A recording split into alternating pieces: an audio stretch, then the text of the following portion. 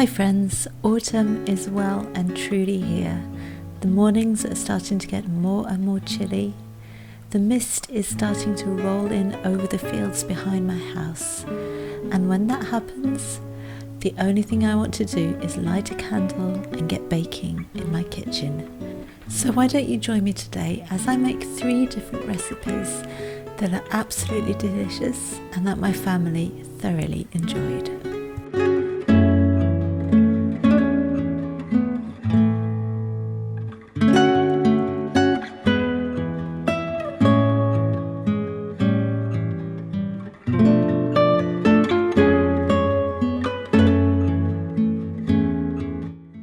I love apples, and apples in the autumn have a different flavour. They're so fresh and delicious. I love to use them for all sorts of baking, things like apple muffins, apple crumble. I make loads of apple sauce, and I also love to make this French apple cake. It's one of my husband's favourite. It's really reminiscent for him of his childhood. His mum used to make something like this very regularly. And I've got a recipe over on the blog for a gluten-free French apple cake, and I'm just adapting it now to use fresh milled flour. It's a very simple cake to make. It takes a little bit of time to prepare the apples, but once that's done, it comes together very quickly. All you need is 300 grams of flour, so I used freshly milled einkorn flour for this recipe, 4 eggs, 150 millilitres of maple syrup, a pinch of salt, about 1.5 teaspoons of baking powder, a teaspoon of vanilla, and 120 millilitres of oil. That mixes together really easily. It's a nice loose batter, so there's no need to use anything except for a Danish dough hook or a spoon. It's very easy to make. And then all you need to do is add your prepared apples. I like to use apples that have got a bit of a bite to them, a little bit of tartness. I think that comes through the cake really well and gives lots of flavour, nicely balanced between the sweetness of the batter and the tartness of the apples. You mix that together and then you pour it into a well-greased cake tin, and it will bake in the oven at 180 degrees Celsius for about 45 to 50 minutes. And you can test that it's done by pricking it with a skewer or a toothpick, and if that comes out clean, then you'll know that the cake is cooked all the way through.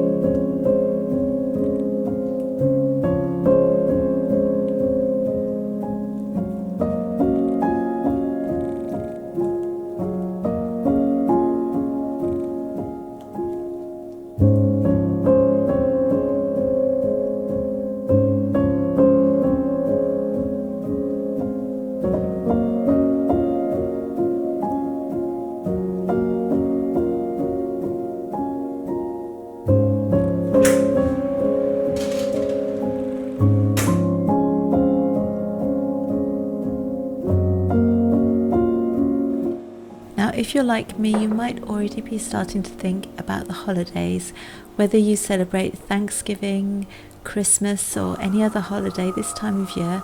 I'm sure at the back of your mind you're thinking, what treats can I make for my family? Well, I have a recipe for you if that's you. I created these cranberry and white chocolate muffins very recently, and they are absolutely delicious. They're such a treat. We don't have white chocolate very often at all because it's very sweet, and I don't like to use an awful lot of sugar in my baking. But because this is a special recipe, I'm okay with including a few white chocolate chips in there. So this is my basic muffin recipe. I've reduced the maple syrup in the recipe just slightly so that it's not too sweet. And to that batter I'm going to add 100 grams of cranberries and 100 grams of white chocolate chips. And you'll be able to get the recipe for this over on the blog in just a couple of weeks' time. And I wanted to let you know that I actually have a newsletter that you can sign up for. I'll link it in the description box below. That way you'll be sure to be the first to know of all of my new recipes that come out on the blog. So into this muffin batter goes 200 grams of whole wheat flour. I've used einkorn again here. 100 grams of sourdough starter, a teaspoon and a half of baking powder, half a teaspoon of salt, 120 milliliters of oil, 150 grams of maple syrup, a teaspoon of vanilla essence, 2 eggs, and then 100 grams of cranberries and 100 grams of white chocolate chips. And I like to use some pretty muffin cases for these just so that they look even more festive. They'll bake in the oven at 180 degrees Celsius for 20 to 25 minutes. The last recipe I'm making today is some cheese scones. These are some of my favourite scones to make. I love a savoury scone, and these go really well with a bowl of soup for a light evening meal. Again, I have the recipe for this over on the blog and I will link it in the description box below. The only change I'm making today is that I'm using freshly milled flour instead of plain flour. I start off by mixing 300 grams of flour, a teaspoon and a half of baking powder, quarter teaspoon of salt, and 85 grams of very cold butter together. You can do this with your fingertips, but it takes a while, so I like to use my KitchenAid with a paddle attachment. Oh, and I forgot, you also need to add some herbs at this point if you would like herbs in your scones. So let that mix together until it resembles breadcrumbs, and then we're going to add the wet ingredients.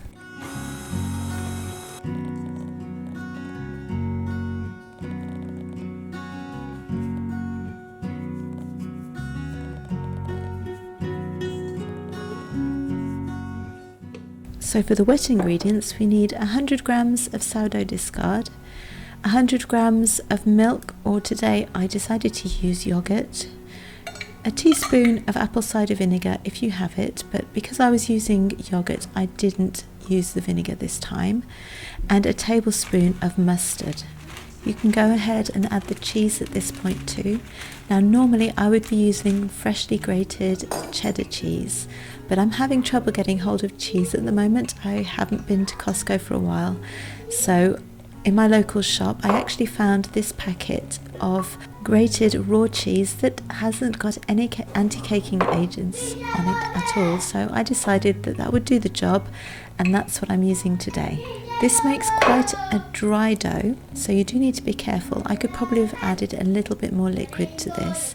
I think it was the fact that I used yogurt instead of milk that made it so dry, but it will be quite dry nonetheless. So roll it out as best you can, leave it quite thick. I would say 4 centimeters thick is probably the right thickness, and then I like to form it into a round shape and cut it into 8 triangles. I then place those on a baking sheet, brush on some egg wash. So I just had a leftover egg yolk that I added some water to, and that's what I'm using today. And then you can sprinkle over the top a little bit more grated cheese. And I have a top tip for you when you're making scones. Preheat your baking sheet in the oven before you put the scones on there. This will give them an extra rise. I didn't have time to do that today because I was making lots of different things at the same time, but I usually do, and it works out really well. These bake in the oven at 200 degrees Celsius for about 18 minutes.